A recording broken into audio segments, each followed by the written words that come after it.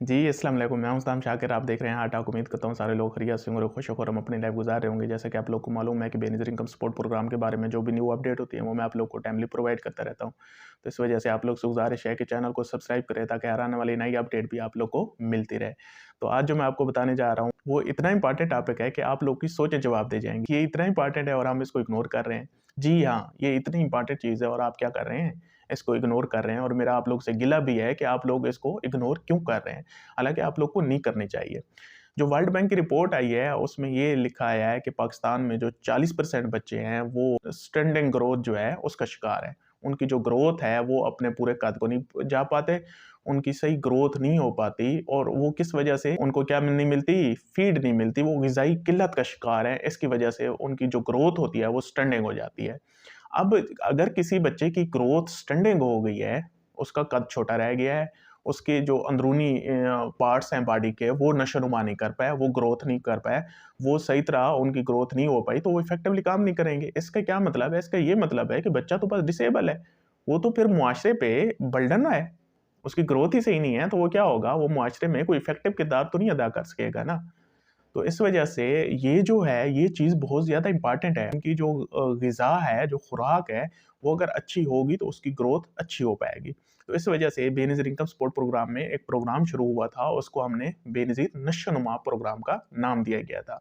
और ये जो प्रोग्राम है, ये अब पूरे पाकिस्तान में फैल चुका है। शुरू में ये 12-13 डिस्ट्रिक्ट में था, सिर्फ़ उन डिस्ट्रिक्ट में हम औरतों की बाकायदा रजिस्ट्रेशन करते थे। उसके बाद क्या करते थे, उन औरतों को पेमेंट भी देते थे, बच्चों को खुराक भी देते थे और जब हमला होती थी उसकी खुराक भी देते थे। अब हमने ये प्रोग्राम क्या किया, पूरे पाकिस्तान में इसको फैला दिया है, पूरे पाकिस्तान में ये एक्सटेंड हो गया है। अब मेरी आप लोगों से यही गुज़ारिश है, जो भी हमारे हॉस्पिटल हैं, वो टीएचक्यू हैं, वो तहसील अस्पताल हैं या डीएचक्यू हैं, डिस्ट्रिक्ट हॉस्पिटल हैं, तो आप लोग उनमें आएँ और आके अपनी रजिस्ट्रेशन करवाएँ। क्यों नहीं करवा रहे आप? आप बस 9,000 लेके उसके बाद घर बैठ जाते हैं बस, हाँ जी। फिर पूछना शुरू हो जाते हैं कि 9,000 कब आएँगे? अभी ये 15 दिन भी नहीं हुए होते या 1 महीना भी नहीं हुआ होता, तो फिर पूछना शुरू हो जाते हैं कि हाँ जी 9,000 कब आने हैं? ओ भाई, बाकी जो प्रोग्राम है उनसे भी तो फ़ायदा उठाएँ ना, वो भी आप लोग के लिए है क्योंकि आप लोग गरीब हैं। आप लोग क्यों नहीं उनकी तरफ जाते? उसमें जो नशो-नुमा प्रोग्राम है, आप आएँ, हॉस्पिटल है, आके अपनी रजिस्ट्रेशन करवाएँ, क्यों नहीं करवाते आप? पूरे पाकिस्तान में ये प्रोग्राम फैल चुका है और इसकी मॉनिटरिंग के लिए भी बाकायदा हम जा रहे हैं। इसकी ब हमारे जो एम्प्लॉयी हैं बेनज़ीर इनकम सपोर्ट प्रोग्राम के, वो बाकायदा जाके इनकी मॉनिटरिंग करते हैं, वहाँ जाके चेक करते हैं कि इनके पास खुराक है, नहीं है, इनके पास कौन-सी, वो जो खुराक हमने दी हुई है बच्चों के लिए, वो है या नहीं है और कौन-सी है और कितनी मिकदार में है और इनके पास जो स्टॉक है, वो कब तक चल जाएगा और नया स्टॉक इनको कब ज़रूरत पड़ेगा, ये सारी चीज़ें ब बाकायदा फिर उनके जाके वहाँ पे वो जो अमला है वो चेक किया जाता है। ये भी चेक किया जाता है कि वो ड्यूटी पे भी है या नहीं है और जो वहाँ पे इक्विपमेंट पड़े हैं, जो आलात पड़े हैं, वो सारे चेक किए जाते हैं। उसके बाद यहाँ तक देखा जाता है कि ये जो नशो-नुमा सेंटर हमने बनाया है, यहाँ पे कोई टॉयलेट की फैसिलिटी भी है या नहीं है और ख़वातीन के बैठने के लिए कोई जगह है या नहीं है, ये सारी चीज़ें बाकायदा चेक की जाती है। और स्टेशन के लिए वहाँ पे नुमाइंदे भी बैठे हैं, आप आएँ, इसके लिए आपके एलिजिबिलिटी क्राइटेरिया क्या है? अक्सर आप लोग ना परेशान हो जाते हो। ओ भाई, परेशान नहीं होना, वो आप लोग के काम के लिए बैठे हैं और उनको बाकायदा टारगेट मिला हुआ है कि आप लोग को रजिस्टर करें।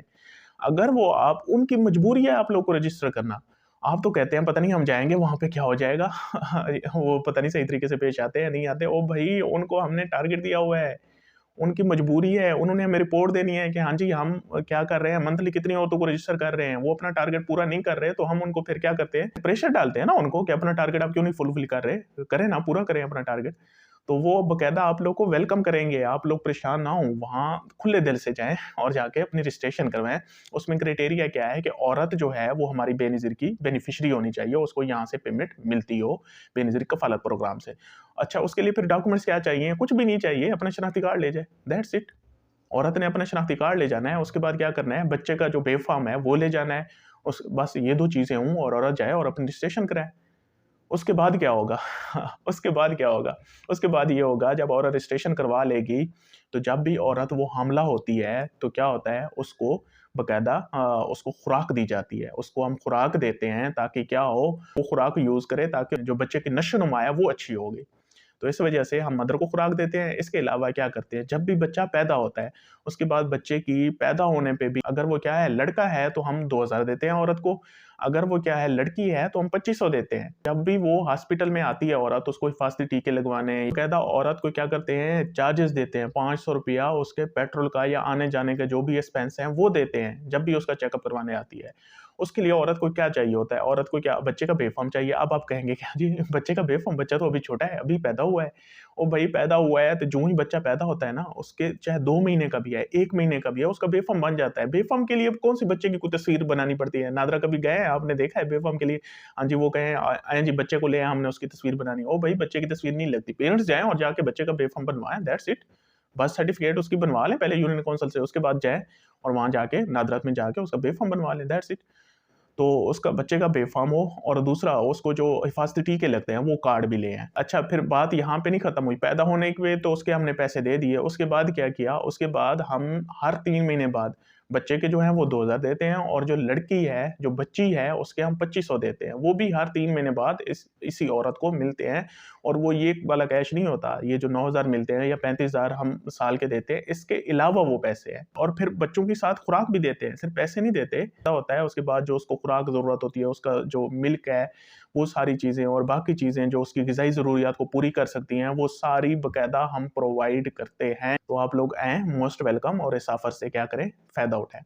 खुश रहें, आबाद रहें, शाद रहें। Thank you so much. Allah हाफ़िज़।